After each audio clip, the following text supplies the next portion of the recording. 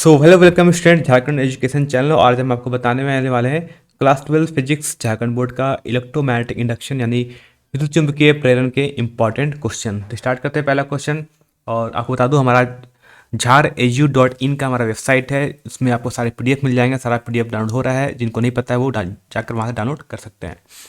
Start करते हैं क्या क्या पढ़ना है इलेक्ट्रोमैग्नेटिक इंडक्शन चैप्टर से। तो पहला पढ़ना है व्हाट इज मैग्नेटिक फ्लक्स क्या होता है, इसका यूनिट क्या होता है, और इलेक्ट्रोमैग्नेटिक इंडक्शन पढ़ेंगे क्या होता है इलेक्ट्रोमैग्नेटिक इंडक्शन। तो जो सबसे पहला इंपॉर्टेंट टॉपिक रहेगा वो याद रखना आपको पढ़ना पड़ेगा यहाँ पर। इसको हम बोलते हैं व्हाट इज मैग्नेटिक फ्लक्स यानी चुंबकीय प्रवाह यानी चुंबकीय, आपको फ्लक्स बोलते हैं। मैग्नेटिक फ्लक्स का फॉर्मूला क्या होता है पढ़े ना। मैग्नेटिक फ्लक्स का जो फॉर्मूला होता है उसको हम लिखते हैं BA cos थीटा। ठीक है, ये पढ़ लेना। और क्या पढ़ना इसमें आपने इसमें पढ़ना इसका यूनिट क्या होता है, इसकी इकाई क्या होती है। ठीक है, तो इतना पढ़ लोगे तो इसका काम आपका हो जाएगा। अगर बहुत अच्छा हो तो आप अगर चाहो तो आप इसका डायमेंशन भी देख सकते हो। डायमेंशन बहुत इंपॉर्टेंट नहीं है ना, ये उतना इंपॉर्टेंट नहीं है। जो आपका इंपॉर्टेंट रहेगा वो आपका ये दोनों पार्ट रहेगा इंपॉर्टेंट। ठीक है, तो पढ़ लेंगे क्या मैग्नेटिक फ्लक्स। टॉपिक नंबर 1 से आपको पढ़ा था मैग्नेटिक फ्लक्स पढ़ना था। बात करते हैं हम अब अगर पॉइंट नंबर 2 की बात करते हैं तो फ्राडे का इलेक्ट्रोमैग्नेटिक इंडक्शन। इसके दो लॉ हैं, दोनों लॉ को पढ़ लेना अच्छे तरीके से, डायरेक्टली क्वेश्चन आता है। तो यहाँ से क्वेश्चन मिल सकता है आपको 2 मार्क्स या मैक्सिमम आपको यहाँ पर 2 मार्क्स में क्वेश्चन देखने को मिल सकता है। 2 या 3 मार्क्स में क्वेश्चन देखने को मिल सकता है। मैं तो कहूँगा इसमें 2 मार्क्स ही आएगा, 3 मार्क्स बताने का चांस कम है। फिर भी आपके फ्राडे लॉ ऑफ इलेक्ट्रोमैग्नेटिक इंडक्शन को आप पढ़ना 2 या 3 मार्क्स का यहाँ से एक क्वेश्चन आपका बन जाएगा।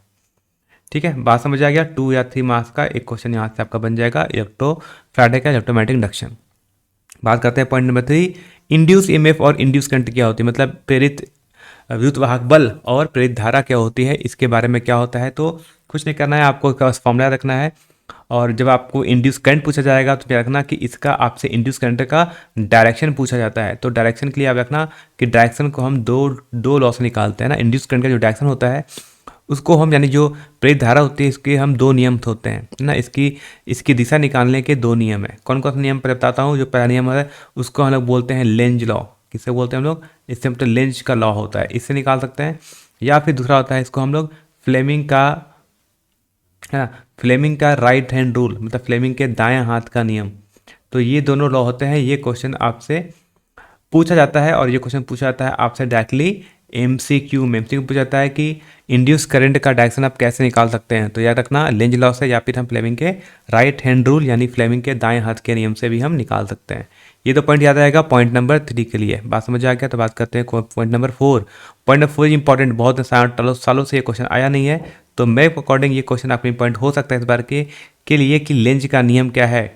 और प्रूव करो कि ये कंजर्वेशन लॉ को भी ये प्रूफ करता है कि इसमें जो आपका एनर्जी हमेशा कंजर्व होता है। तो इसमें याद रखना, इसमें क्या पूछा सकता है, इसमें पूछा सकता है कि लेंज के नियम में के अकॉर्डिंग क्या चीज़ है जो कंजर्व होता है, यानी किस चीज़ के संरक्षण, किस चीज़ का संरक्षण होता है। तो ऊर्जा का संरक्षण होता है किसके द्वारा, लेंज के नियम के द्वारा। तो इसका पढ़ लोगे ये क्वेश्चन आपसे या तो एक एमसीक्यू में पूछा जाएगा, या फिर एमसीक्यू मतलब 1 मार्क्स पूछा जाएगा, या फिर 2 या 3 मार्क्स का एक क्वेश्चन पूछा सकता है कि व्हाट इज लेंज नियम, है ना, लेंज का नियम क्या है। ये क्वेश्चन आप एक पढ़ लोगे तो इसमें क्या क्या पूछा जाएगा। तब फिर से या तो एमसीक्यू पूछा जाएगा या फिर इसमें एक 2 या 3 मार्क्स का एक क्वेश्चन पूछा जाएगा। ठीक है, तो इतनी पॉइंट्स है जो आपको याद रखना है इस चैप्टर से पढ़ने के लिए।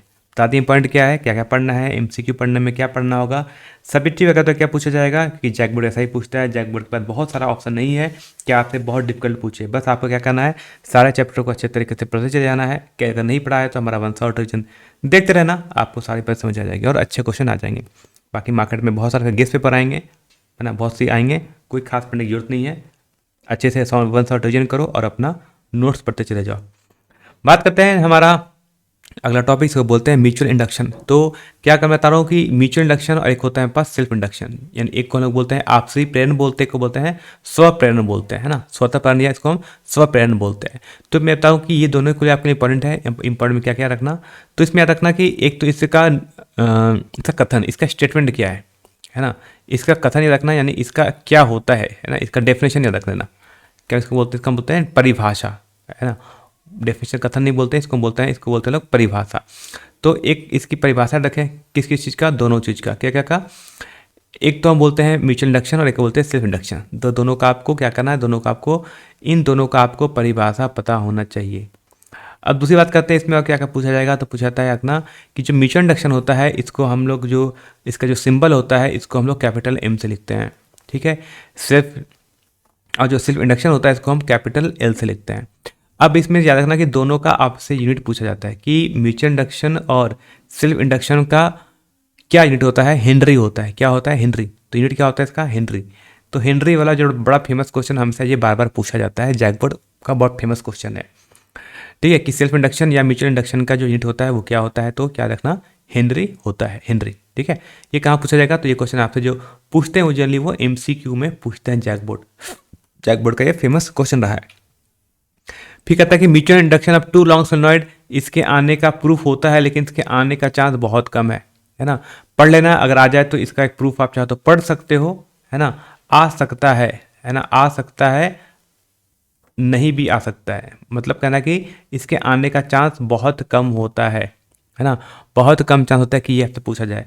वैसे ही self induction of long solenoid, इसका भी जो प्रूफ है आ सकता है, नहीं पढ़ोगे तो चलेगा। मतलब ये बहुत ज़्यादा मैं कहता हूँ इसके लिए इंपॉर्टेंट नहीं है, क्योंकि जैकबोर्ड इसको लेकर अभी तक कभी पूछा तो नहीं है, तो मुझे लगता है कि ये आगे भी नहीं पूछा जाएगा इसके बारे में, ठीक है। तो ये प्रूफ के लिए पॉट नॉट इंपॉर्टेंट लिख लेना यहाँ पर, नॉट इंपॉर्टेंट, मतलब जो जिनका तैयारी बहुत अच्छा सा है वही पढ़ेंगे, जिनका तैयारी नहीं है या जो भी फिजिक्स अभी नया नया पढ़ना स्टार्ट किया या उनको समझ नहीं आती है वो इसका प्रूफ मत पढ़ना, ठीक है। याद रखना, सिर्फ यूनिट रखना और फॉर्मूला रखना, ठीक है। तो फॉर्मूला में बताता हूँ कौन कौन सा फॉर्मूला रखना है। एक तो होता है कि ईएमएफ का फॉर्मूला ई इक्वल टू होता है -L/di/dt, एक ये फॉर्मूला रखना। और दूसरा एक फॉर्मूला रखना कि इंड्यूस ईएमएफ का फॉर्मूला होता है वो ई इक्वल टू -M/di/dt, ये वाला फॉर्मूला याद रखना, ठीक है। ये क्वेश्चन आपसे पूछा जाएगा, तो ये क्वेश्चन आपसे MCQ में पूछा जाएगा, ये इंपॉर्टेंट है।